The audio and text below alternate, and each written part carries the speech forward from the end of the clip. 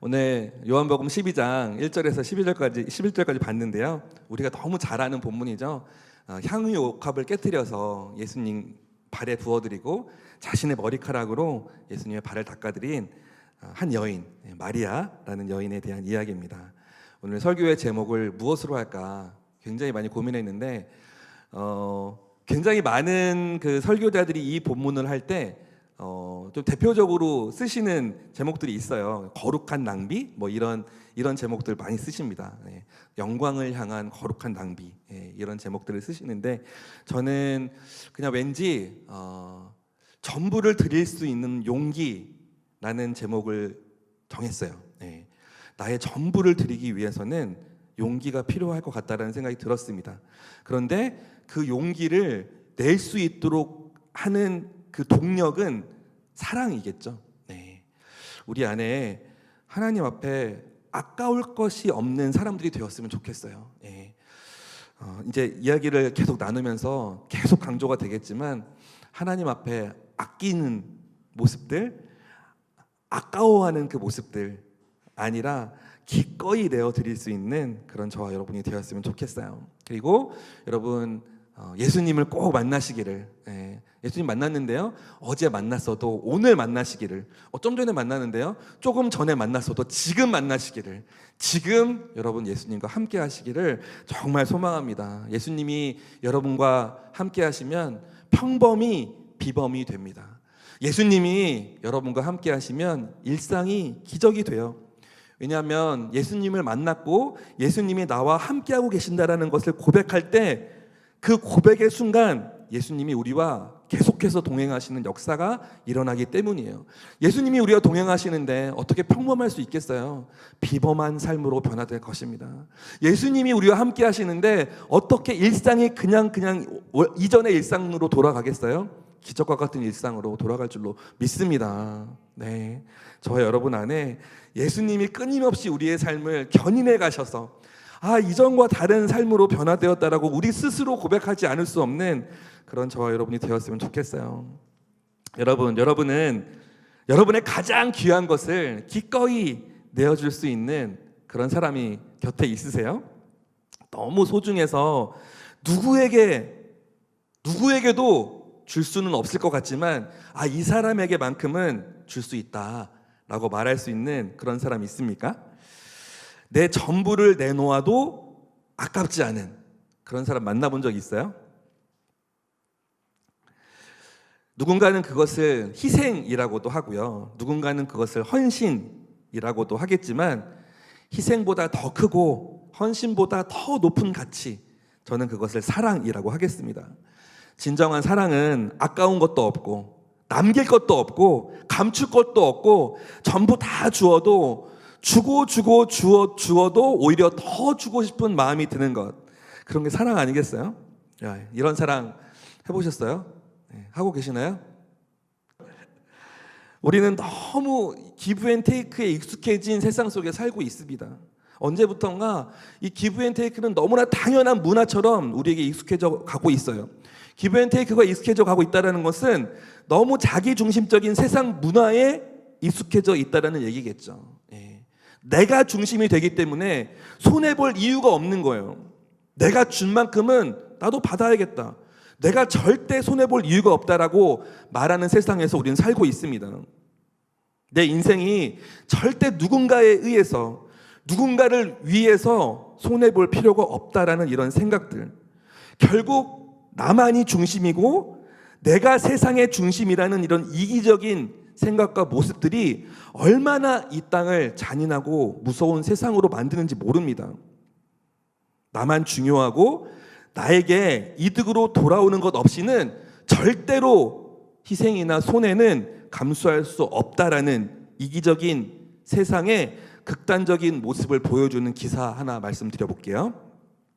매년 국제 통계 사이트를 통해서 인간을 사망에 이르게 하는 원인과 이유들이 순위로 매겨져서 발표됩니다. 여러분, 작년이요, 2020년 세계 사망 1위는 무엇이었을까요? 코로나가 한참 창궐하고 있었기 때문에 혹시 코로나라고 생각하시는 분 있어요? 코로나19가 아닙니다. 2020년 전 세계에서 사망 1위는 여러분 낙태였어요. 네.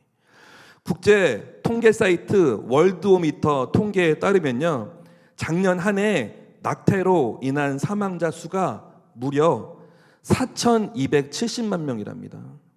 믿어지세요? 작년 한 해 세계에서 낙태로 사망한 수가 4,270만 명. 여러분, 우크라이나 인구랑 비슷해요. 이라크 인구랑 비슷합니다.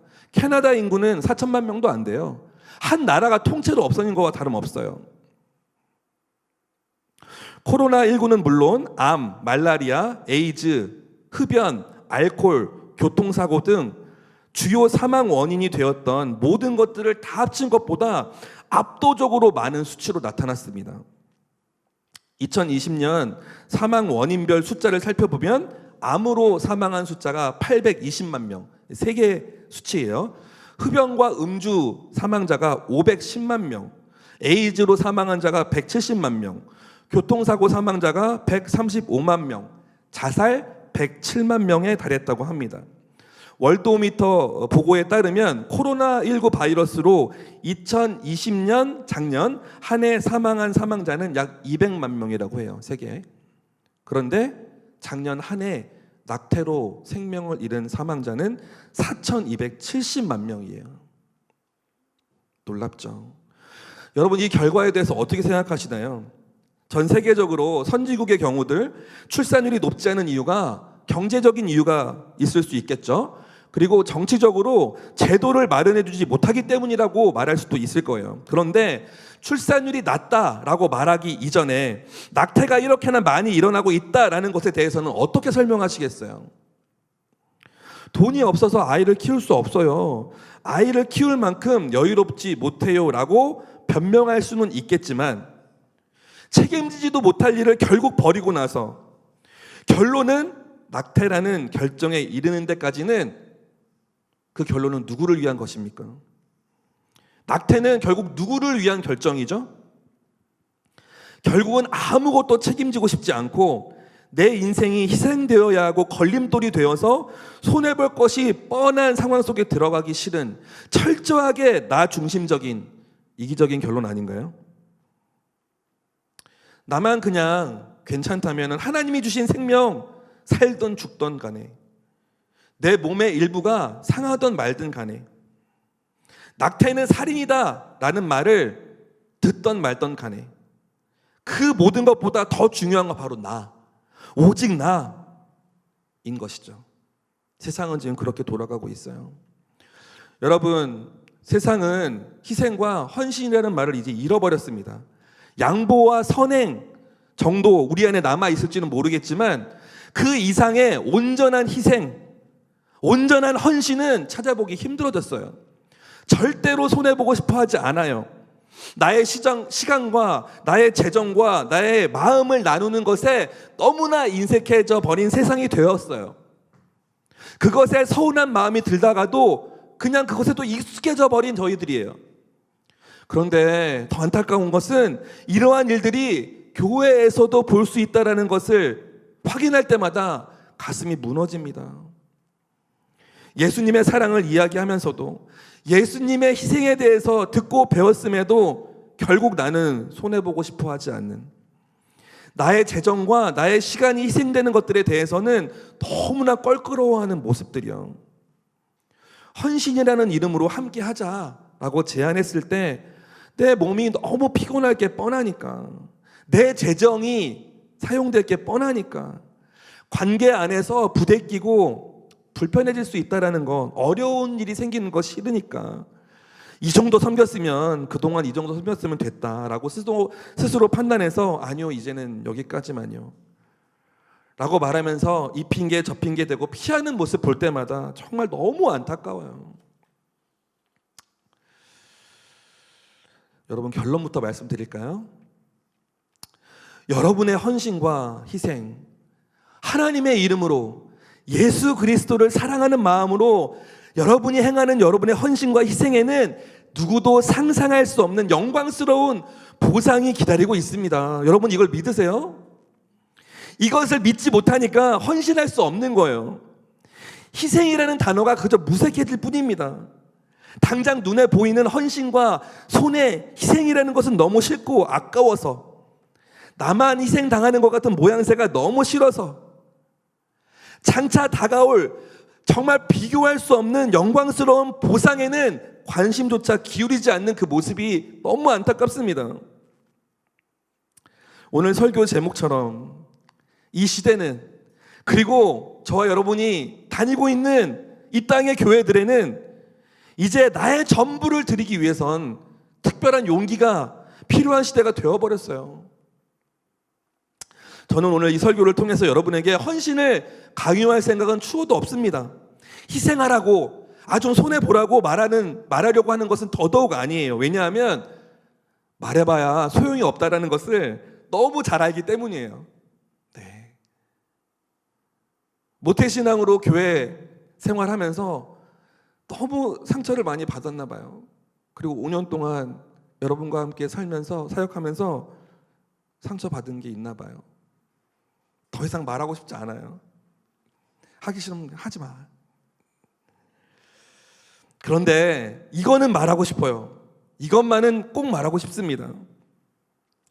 여러분에게 헌신과 희생을 강요하진 않겠지만 진짜 사랑을 경험해 보라고, 진짜 사랑이 무엇인지 깨달아 보라고, 우리 안에 있는 욕망과 욕심과 그리고 정욕이 담겨있는 인간적인 사랑, 그런 육적인 사랑 말하는 것이 아니라 하나님이 말씀하시는 하나님의 사랑, 그리고 예수님이 보여주신 그 예수님의 사랑을 정말 절실하게 경험해 보라고 자신 있게 얘기해 드리고 싶어요.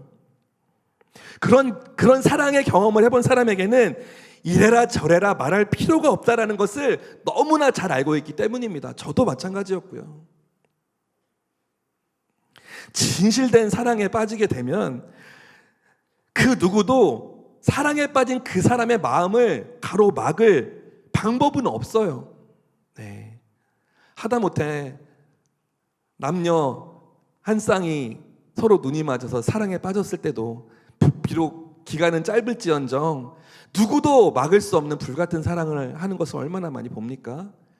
근데 내 영혼을 통째로 뒤집을 수 있는 하나님의 그 사랑, 예수님의 그 사랑을 경험한 그 사람에게 뭐 좀 해보세요, 좀 섬겨보세요, 교회 좀 나와보세요, 이런 말 할 필요가 없습니다.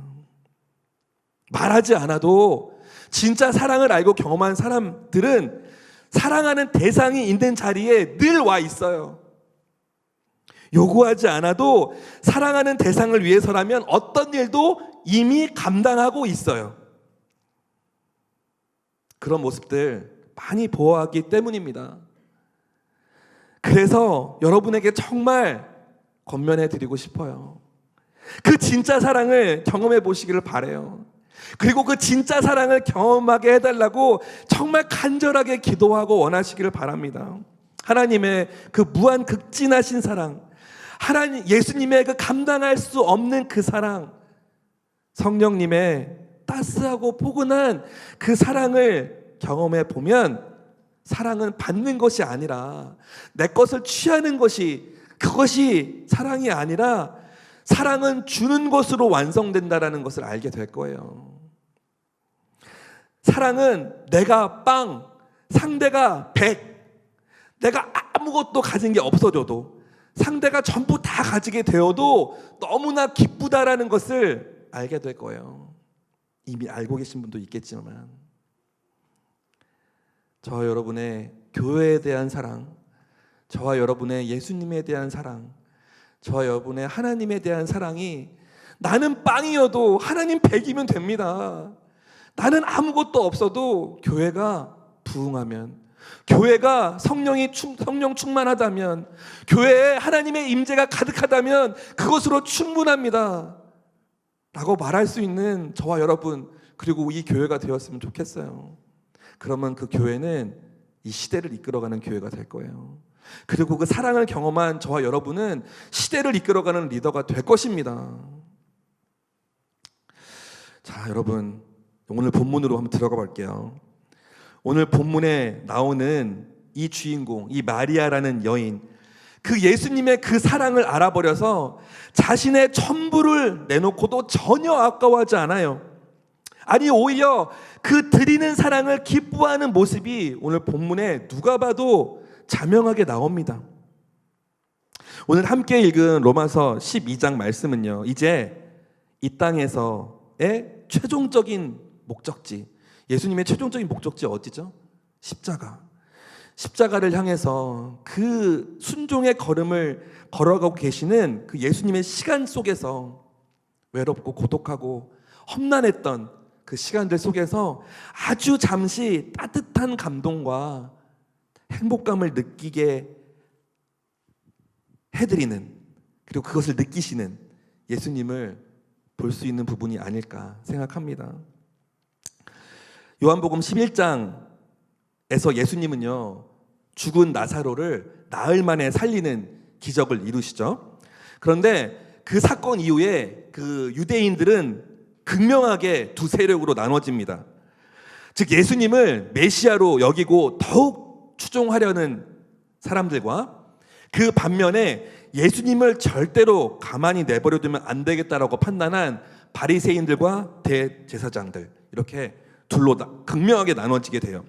바리새인들과 대제사장들에게 나사로 부활 사건은 예수님을 향한 적대감이 아주 극에 달하게 되어서 결국 예수님을 죽일 음모까지 꾸미겠는데 이릅니다. 요한복음 11장 47절, 48절 그리고 53절을 연이어서 쭉 한번 읽어볼게요. 한번 같이 읽어보세요. 시작. 그러자 대제사장들과 바리새파 사람들은 공회를 소집해 말했습니다. 이 사람이, 예수님이죠, 많은 표적을 행하고 있으니 우리가 어떻게 하면 좋겠습니까? 만약 이대로 내버려 두었다가는 모든 사람이 그를 믿게 될 것입니다. 그러면 로마 사람들이 와서 우리의 땅과 민족을 빼앗아버릴 것입니다. 53절이요.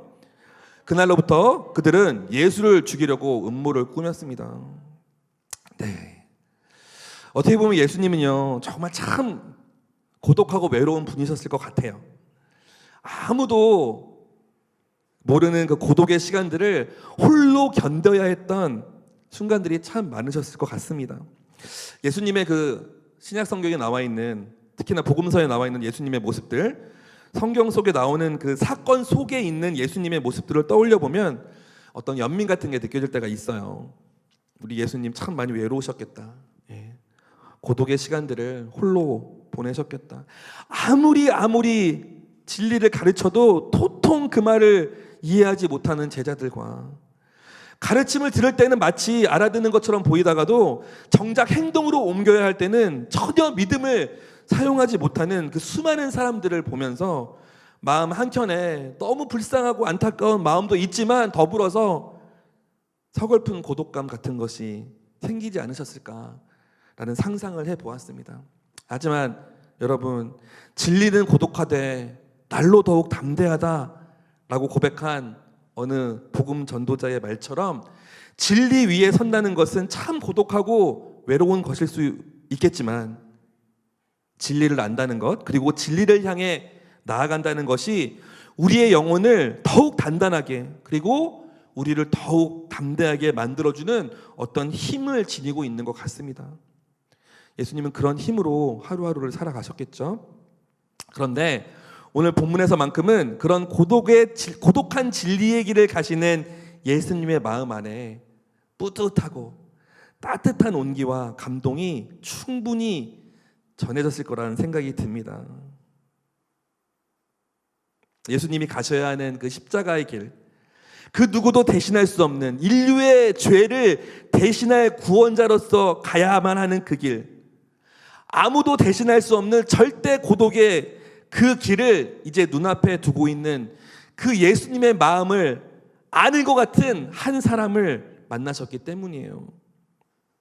아무도 이해하지 못할 것 같았던 내 마음을 알아주는 그런 사람을 만난다는 것이 얼마나 감동입니까?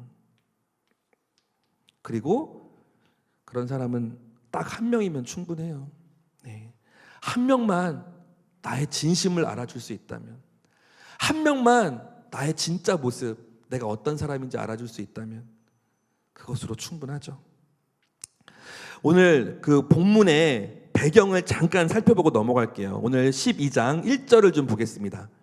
제가 읽어보겠습니다. 6월절이 시작되기 6일 전에 예수께서 베다니에 도착하셨습니다. 그곳은 예수께서 죽은 사람 가운데서 다시 살리신 나사로가 사는 곳이었습니다. 6월절이 시작되기 6일 전에 라고 되어 있어요. 예수님은 이제 6일이 지나면 6월절인데요. 6일 후 6월절이라는 명절이 되면 십자가에 달려서 돌아가시게 됩니다. 이 땅에서의 예수님의 시간이 이제 고작 6일밖에 남아있지 않는 거예요. 요한복음은 총 24장으로 되어 있어요. 1장부터 11장까지는 예수님의 생애에 있어서 아주 중요한 사건들을 기록하고 있습니다. 오늘 읽은 요한복음 12장부터요 마지막 21장까지는 요한복음 총 21장으로 구성되어 있어요.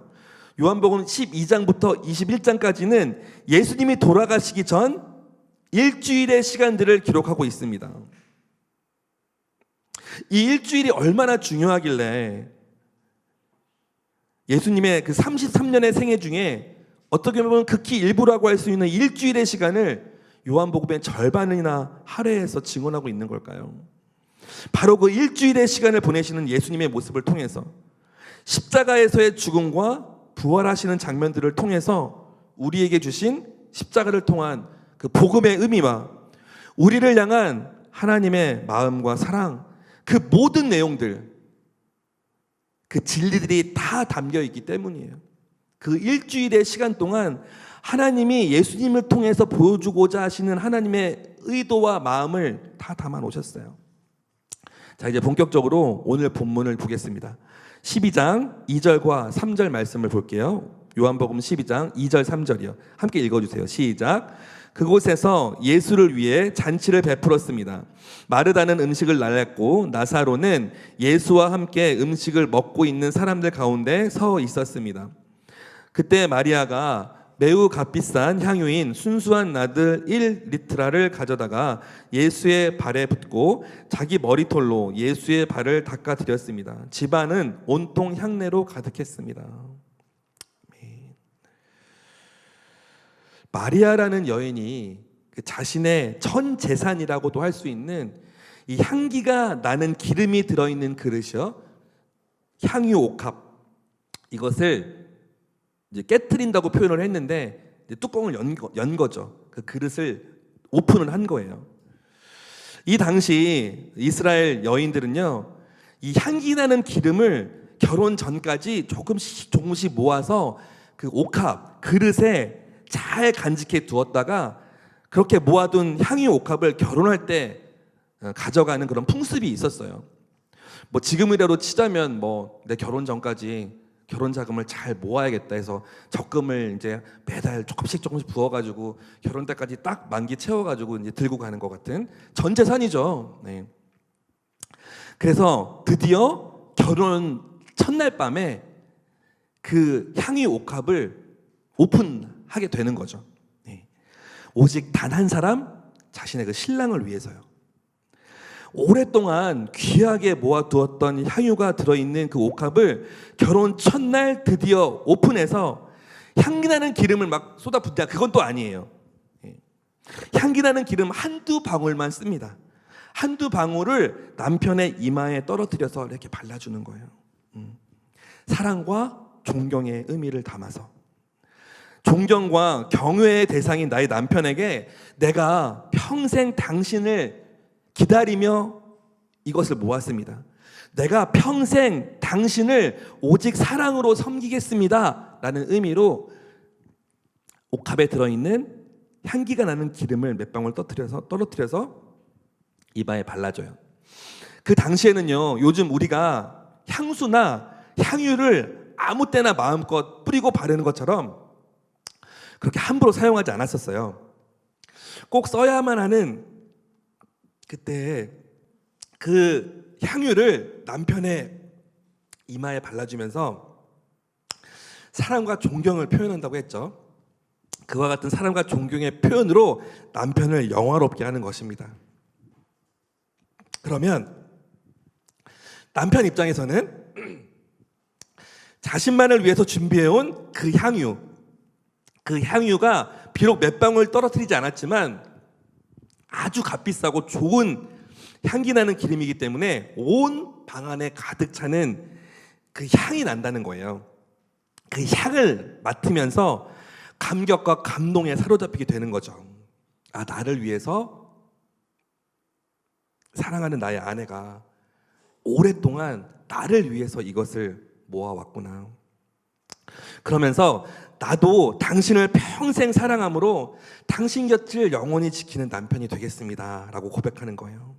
이렇게 두 사람의 아름다운 첫날을 향기로운 감동으로 시작하게 되는 것입니다. 네. 결혼하신 분 혹시 이거 했나요? 결혼하실 분들 이거 준비하고 있나요? 네. 아직 안 하신 분들은 오늘 밤에 하세요. 그리고 이제 결혼하실 분들은 빨리 향기나는 기름을 빨리 모으세요. 그래서 첫날 밤에 막 이마에 발라주면서 당신을 사랑하고 당신을 존경할게요. 그러면 그 향기에 남편 되시는 분은 감동해서 나도 당신을 사랑하고 영원히 당신을 섬길게요. 아름다운 밤이 되시기를. 그렇게 결혼 생활을 시작한 여인은 남편과의 결혼 생활 중에 정말 중요하고 특별한 날들이 있을 거 아니에요. 두 사람 사이에. 그 시간에만 남편에게 한두 방울씩 발라주면서 향유를 사용했대요. 그런데 안타깝게도 남편이 먼저 죽는 일들이 벌어질 수 있잖아요. 대부분 이제 남편들이 먼저 돌아가시는 경우가 많으니까요. 남편이 먼저 죽게 되면 더 이상 이 향유를 쓸 필요가 없어지는 거예요. 누구에게 쓰겠어요? 자신의 남편 그 한 사람만을 위해서 준비했고 남편만을 위해서 특별한 날 사용했기 때문에 이제 이 세상에 없는 남편을 위해서는 쓸 이유가 없는 향유예요. 이제 이 여인에게 옥합에 남아있는 향유는 더 이상 필요가 없게 되는 겁니다. 그 남아있는 향유는요, 남편의 장례식 날 남편의 시신 위에 다 쏟아붓는 거예요. 전부 다. 그리고 남편의 온 몸에 다 발라서 향으로 옷을 입혀주는 거죠. 자신이 평생 모아둔 그 향유를 중요할 때마다 남편에게 바르며 존경과 사랑을 표현했던 아내가 이제 남편이 죽은 다음에는 남아있던 걸 전부 다 뿌려주어 온 몸에 향으로 덮어주는 거예요. 그렇게 사랑하는 남편을 떠나보내는 겁니다. 자, 오늘 본문에서 본 것처럼 마리아가 예수님께 어떻게 했죠? 3절 말씀을 한번 보여주세요. 3절. 자, 읽어보세요. 시작. 그때 마리아가 매우 값비싼 향유인 순수한 나드 1리트라를 가져다가 예수의 발에 붓고 자기 머리털로 예수의 발을 닦아드렸습니다. 집안은 온통 향내로 가득했습니다. 여러분, 이 본문은요 사복음서에 다 나와 있는 본문이에요. 그래서 다른 마태복음, 마가복음 본문과 비교해보면 쏟아 부었다라는 표현이 정확하게 나옵니다. 그러니까 이 마리아는 자신이 결혼 지참금으로 모아놨던 이 향유 옥합을요 예수님이 오시자 딱 오픈해서 그냥 다 부어드린 거예요. 여기 보면 가롯 유다가 비난하면서 하는 말이 있잖아요. 300데나리온이나 되는 것을 왜 이렇게 다 한 번에 쏟아버리냐. 여러분, 300데나리온은 1데나리온이 노동자의 하루 품삯이거든요. 10만 원이라고만 쳐도 300데나리온은 3천만 원인 거예요. 그러니까 지금도 큰 돈인데 이때는 얼마나 큰 돈입니까? 그런데 그 3천만 원 정도의 가치가 되는 그 향유를 그냥 한 번에 예수님께 뿌려드린 거예요.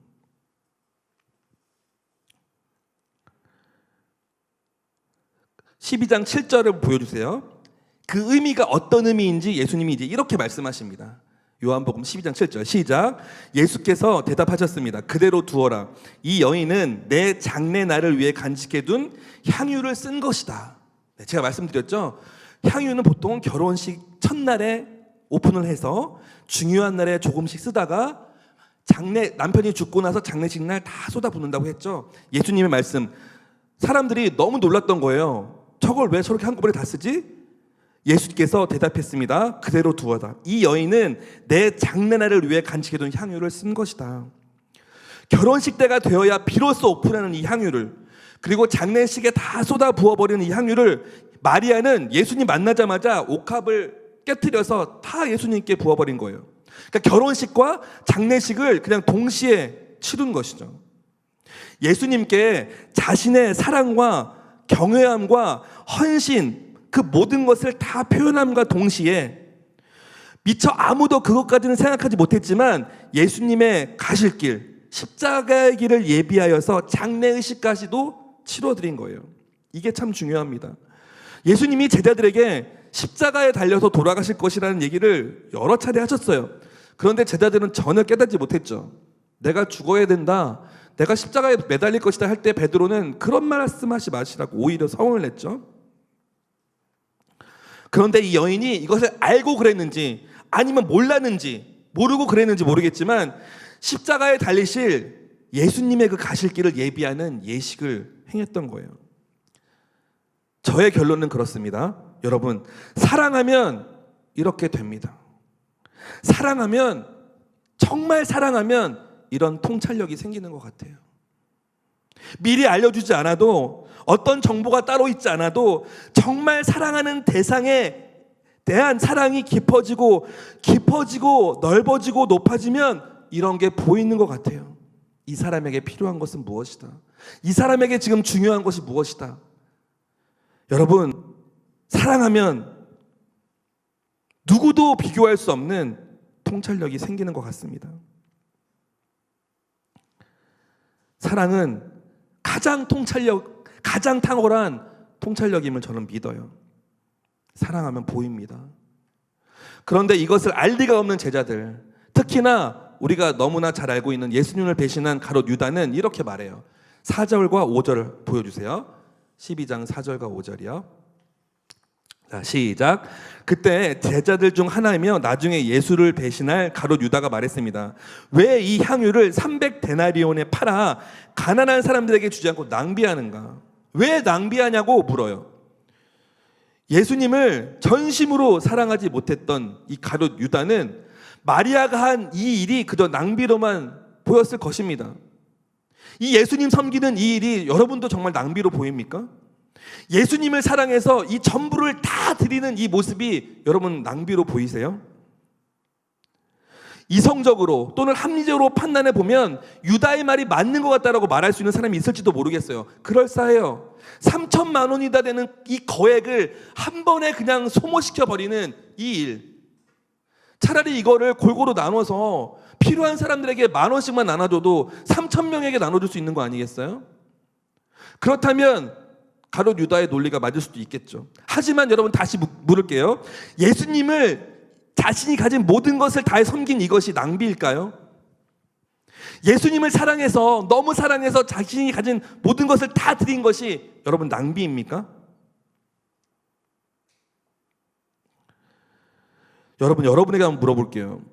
여러분이 정말 너무 사랑했던 누군가가 있었다라는 걸 가정해서 여러분이 정말 사랑했던 누군가에게 썼던 돈과 그 마음과 그 사랑, 여러분 낭비한 거였습니까? 물론 지금 돌아보면 좀 후회되는 부분도 있을 수 있겠죠. 하지만 그 순간만큼 여러분 낭비라고 생각한 적이 있어요? 한 분도 없을걸요? 더 주지 못해서 안타까웠을걸요? 여러분, 사실 복잡하게 생각할 수 없습니다. 유다는 예수님을 진심으로 사랑하지 않았던 거예요. 그는 사랑을 모르는 사람이었던 겁니다. 그에게는 사랑이 없었던 거예요. 여러분, 사랑하면 주게 되어 있습니다. 사랑하면 드리게 되어 있어요. 이것이 칼처럼 제 비수를 꽂는 말이기도 합니다. 가족들을, 내 주변 사람들을, 나의 교회를 내가 정말 사랑한다면 이렇게 나를 아끼진 않을 텐데,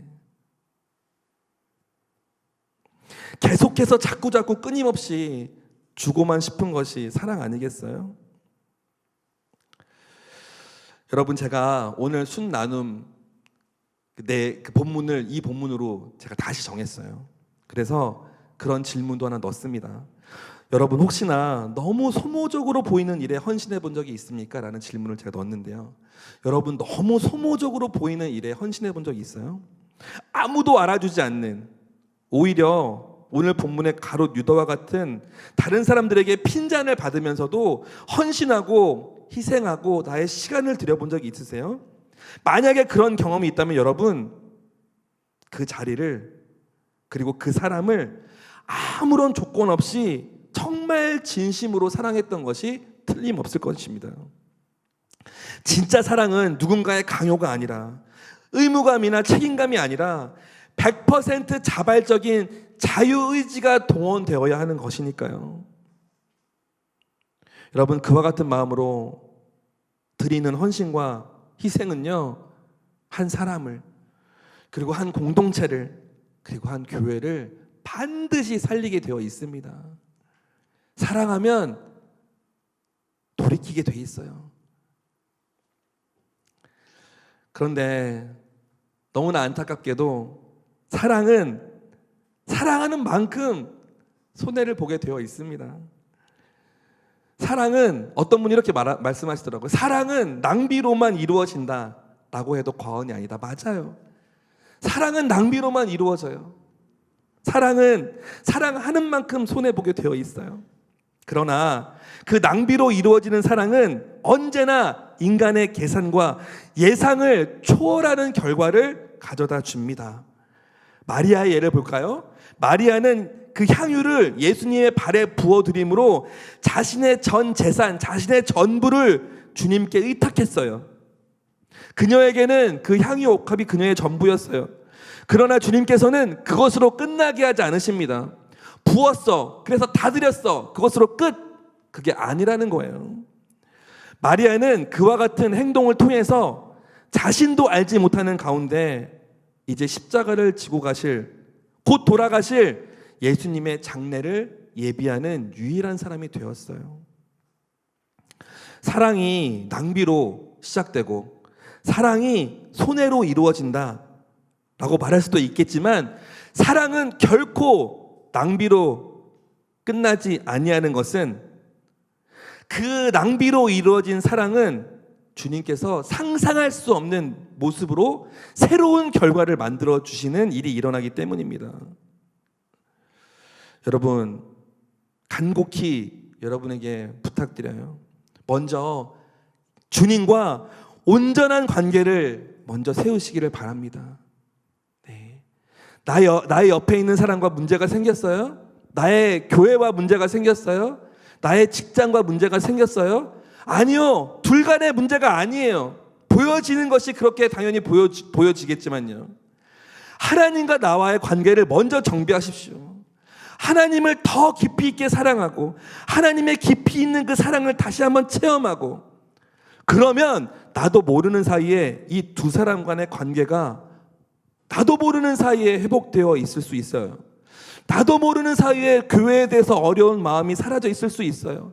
나도 모르는 사이에 직장에서의 문제가 해결되어 있을 수 있습니다. 제가 아까 말씀드렸죠.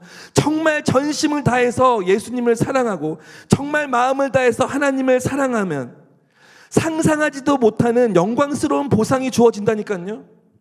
이걸 믿으셔야 해요. 누군가와 싸웠을 때 그 사람과 어떻게든 해결해 보려고 머리 터지게 싸우기 이전에 하나님과의 관계를 먼저 온전하게 하십시오. 여러분, 마리아의 이 모습은 그녀가 드릴 수 있는 가장 최상의 예배였어요.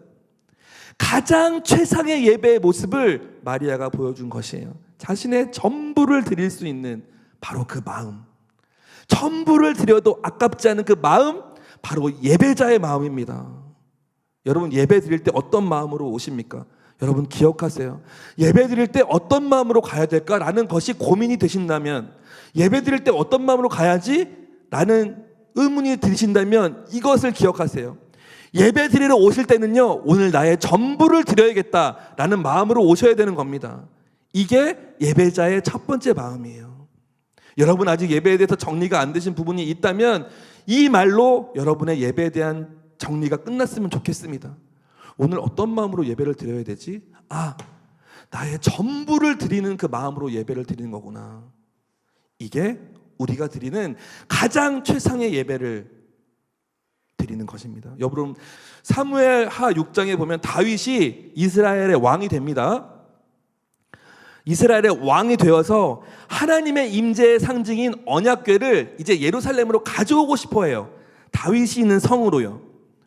그런데 그 언약궤를 예루살렘으로 옮겨올 때 이 언약궤를 얼마나 정성스럽게 옮겼느냐. 언약궤가 다윗 성으로 이동할 때까지 그 시작부터요 6걸음에 한 번씩 제사를 지냈다라고 기록되어 있습니다. 6걸음 가고 한 번 예배 드리고 6걸음 가고 또 한 번 예배 드리고. 여러분 투머치 아닌가요? 너무 낭비 아니에요? 제사를 드리려면 짐승 다 잡아야 되죠. 제사장들 와서 그 작업 다 해야 되죠. 불로 태워야 되죠. 그 레위기에 나와 있는 그 일들을 해야 돼요. 그리고 나서 정리하고 또 6걸음을 가. 그리고 또 번제를 드려요. 또 6걸음을 가. 또 제사를 드려요. 이런 낭비가 어디 있습니까? 그런데 하나님의 임재를 상징하는 그 언약궤가 예루살렘으로 들어오는 그 모습을 다윗은 너무나 감동하며 기대하며 기다렸던 거예요. 하나님의 임재가의 상징이니까. 하나님이 오고 계신다. 나를 사랑하는 하나님, 내가 사랑하는 그분이 오고 계신다. 절대 과하지 않았을 겁니다. 마리아의 드림도, 다윗의 드림도 절대 투머치 아니에요. 만약에 다윗에게 그 마음에 하나님을 사랑하는 마음을 뺀다면, 마리아의 마음 안에 있는 예수님에 대한 그 진심의 사랑을 빼버린다면 그 모습은 너무 투머치죠. 왜 저래? 왜 저렇게까지 해? 라고 하겠죠. 그런데 다윗의 하나님을 향한 경애와 사랑을 우리가 만약에 안다면, 마리아의 예수님을 향한 그 사랑을 만약에 우리가 안다면 절대 과하다고 말할 수 없을 거예요. 여러분, 주님은 여러분에게 여러분 인생에 향후의 옥합 달라. 너 전 재산 내놔. 날 사랑한다면. 여러분의 어떤 여러분의 인생을 상징할 수 있는 전부를 달라고 하시는 분은 아닙니다. 그리고 여러분 평생에도 달라고 내놓으라고 하시는 분이 아니에요. 주님은 여러분의 인생의 향유를 드리고자 하는 그 마음을 원하시는 것입니다. 이삭을 기꺼이 내어드리려는 그 아브라함의 마음을 받으시길 원했던 거예요. 이삭이 제물되어서 이삭이 제사의 제물이 되는 것을 보는 것을 원하셨던 것이 아니라 이 이삭까지도 제물로 드릴 수 있겠다라는 아브라함의 그 마음. 6걸음에 한 번씩 그 번거로운 제사를 다 지내면서도 하나님 임재를 상징하는 언약궤 너무 감사하고 기쁘고 너무 좋다라고 말하는 그 다윗의 그 마음. 내가 평생 3천만 원 모아서 지금까지 결혼 자금으로 모아놨는데 예수님, 내가 너무나 사랑하고 존경하고 경외하는 그 예수님 발에 부어드리는 거 하나도 아깝지 않다. 그 마음. 자, 여러분, 내가 이제 알겠어요. 하나님 원하시는 거, 주님이 기뻐하시는 거, 물질이 아니고 어떤 모습이 아니고 어떤 헌신의 형태가 아니고 내 마음이래요. 드릴 수 있겠다, 드리고 싶다, 그 마음이래요. 주님 사랑하는 만큼 나도 주님 사랑하는 걸 표현하고 싶어요. 그 마음. 내가 주님을 사랑하는 건지 아닌지, 어떻게 사랑하는 게 맞는 건지 도무지 알지 못해 답답해하고 있을 때 여러분 그래도 괜찮아요. 네, 이렇게 기도하시면 됩니다. 주님, 내가 주님을 더 깊이 알기 원합니다. 주님, 내가 정말 진정한 사랑을 경험해보지 못해서 내가 나의 가정에서 그리고 누군가와의 관계 안에서 사랑이라는 이름으로 그 공간에 있어 봤고 사랑이라는 이름으로 누군가를 만나봤지만 진짜 사랑을 경험해보지 못해서 주님, 내가 사랑이 뭔지 모르겠어요. 그래서 내가 주님을 어떻게 사랑해야 할지 모르겠어요. 그렇게 고백하세요. 그게 정말 솔직한 고백입니다. 억지로 짜내서 사랑하려고 하지 마세요. 그 마음 안에, 여러분의 마음 안에 사랑할 수 있는 그 씨앗은 다 주셨습니다. 그런데 그것이 꽃 피워본 적이 없는 거예요. 저와 여러분 안에. 가정에서 그것을 꽃 피워볼 기회가 없었어요. 사랑하는 사람이라고 만났는데 정말 사랑 못 해봤어요. 그러면 내 생각과 마음으로는 주님 사랑하고 싶은데 사랑이 안 되는걸요? 맞아요. 사랑이 안 돼요.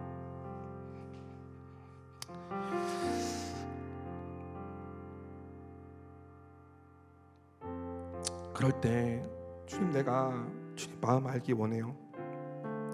내가 사랑을 제대로 받아본 적이 없어서, 내가 제대로 사랑해 본 적이 없어서 진짜 사랑이 뭔지를 내가 모르겠습니다, 주님. 그런데 주님은 알고 계시잖아요. 내 마음 안에 주님을 사랑하고자 하는 마음이 있다라는 그 마음, 크지 않아도 그 마음 주님 아시잖아요. 느껴지지 않고, 그리고 다가설 수 있는 방법이 뭔지 몰라서 다가가지 못하지만 주님, 나의 마음 주님이 알고 계시잖아요 라고 고백하는 그 여러분의 고백 안에, 그 절절한 안타까운 심령 안에 사랑 자체이신 주님께서 그분의 사랑을 먼저 부어주실 것이에요. 주님은 사랑 자체이신 분입니다. 사랑 자체이시기 때문에, 그냥 사랑이 많으신 분이 아니라 그냥 사랑 자체이시기 때문에 그분을 만나기 위해서, 그분을 보기 위해서, 그분의 영광을 보기 위해서, 그분의 얼굴을 보기 위해서 우리가 준비해야 할 것은 역시나 사랑인 거예요. 다른 것으로 주님 만날 수 없습니다. 하지만 여러분, 사랑의 크기가 작아도 괜찮아요. 그것이 여러분이 일부러 그렇게 하는 것이 아니라 어쩔 수 없이 그렇게 된 것이라면 그 정직하고 솔직한 고백 속에 하나님이 하나님 자체 그 사랑으로 여러분을 덮어주실 것이에요. 그리고 그 사랑을 먼저 여러분 안에 부어주실 것이에요. 저 여러분 안에 하나님, 내가 그래요, 크진 않고 많진 않고 부끄러운 모습이지만 내 안에 있는 이 작은 사랑의 마음조차도 빼앗기지 않길 원합니다. 하나님을 사랑한다고, 주님을 기뻐한다고 말했던 아주 작은 고백의 그 모습이라도 내 마음 안에 지켜지기를 소망해요. 그리하여서 하나님을 사랑하는 그 사랑이 조금씩 자라나기를, 하나님의 수준만큼, 하나님이 기뻐하시는 만큼 나도 사랑하고 싶어요. 대신에 지금 주님을 사랑하고자 하는 이 마음 절대 사라지지 않게 하시고, 주님을 사랑하고자 하는 이 마음이 더 커지고 살이 붙어져서 하나님이 원하시는 만큼 커질 수 있도록 하나님의 사랑을 부어주세요 라고 고백할 수 있는 저와 여러분이 되기를 진심으로 소망합니다.